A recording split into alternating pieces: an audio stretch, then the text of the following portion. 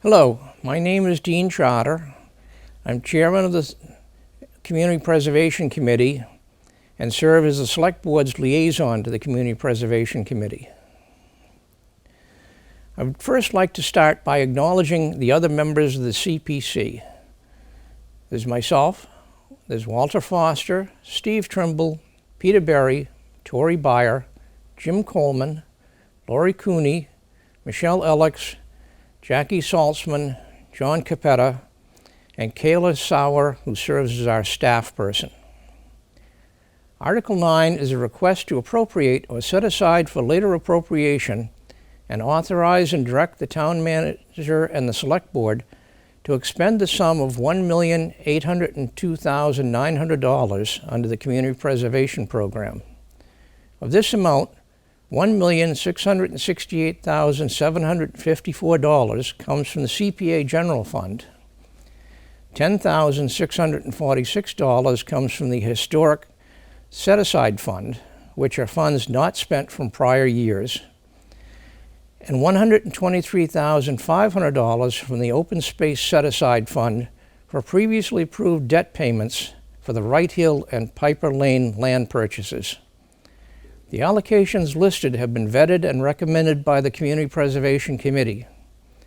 These allocations can be individually approved or denied by town meeting, but they cannot be increased, nor can any projects be set forth at town meeting. All the funds have been accumulated through the CPA surcharge, state matching funds, or turnbacks from prior years. This year has been a challenging one for the CPC, in that we received requests for $3,225,161 in projects, but we only had $1,674,971 in available funds. We are recommending the expenditure of $1,668,754 for new projects. State law mandates that each year we must expend or set aside 10% of the total funds for open space, 10% for historic resources, and 10% for community housing. Additionally, we can make appropriations for recreation, although a percentage is not mandated. This year, the CPC is recommending about 33% of the funds go to open space, about 24% go to recreation, 15% go to historic resources, 24% go to community housing, and 4% go for administration of the fund. These allocations are made each year as projects are submitted and vetted, but this is a similar allocation from previous years. Several requests were not recommended at all this year, and most projects received only a portion of the funds requested. We are recommending the sum of $550,000 for open space this year. Land prices are increasing as the supply dwindles, and our feeling is that in the next 10 years, the supply will dry up almost completely. So it is important to build up the Open Space Fund now. These funds will go into the Open Space Set-Aside Fund and are not allocated to any specific parcel. Requests to purchase land from the fund will be in a separate article as projects become ready, and this will not happen at this town meeting. We are recommending the sum of $397,342 for community housing this year. The major portion of this request is for replacement windows at McManus Village, an Acton Housing Authority project on Satcham Way in North Acton. These units were built in the mid-1980s, and the windows are in poor shape and very inefficient. $40,000 will be used to fund the work of the Regional Housing Services Office, which provides professional services to maintain and administer our affordable housing inventory.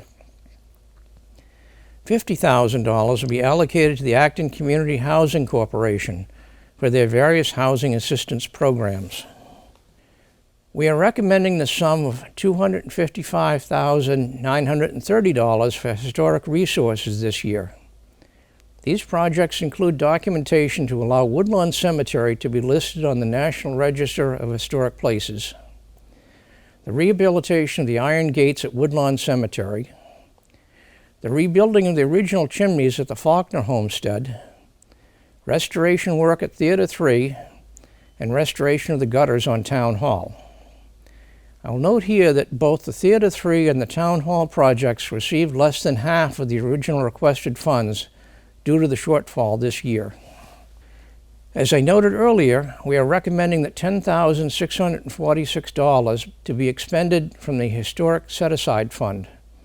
This money is from turnbacks and allotments that did not amount to the 10% mandatory amount for historic resources projects from prior years. We are recommending the sum of $395,000 for recreation projects this year. The committee feels it is important that recreation projects serve all segments of the population. Not all residents will use a facility such as a skateboard park or a tennis court, so it is important to each year consider a variety of projects so that in the aggregate, over time, all of our residents can benefit from recreational opportunities that are appropriate to their wants and needs. $200,000 will go to continue work on the development of a historic park at the site of the removed dam at 53 River Street, supplementing a series of previous town allotments and state grants for this project. $100,000 is recommended for the Acton Dog Park to be built on Main Street to supplement the $250,000 grant for this project from the Stanton Foundation. Finally, a combined total of $95,000 will be used by the Acton Recreation Department for shade shelters at Jones Field in South Acton and at Narrow Park in North Acton. We are recommending the sum of $71,282 for the administration of the Community Preservation Program. This is less than the 5% cap that the state allows for administration. This funding pays for legal opinions, other expenses, and town staff. I'd like to specifically acknowledge the tireless and excellent assistance we receive from the planning staff, and especially from the senior planner, Kayla Sauer.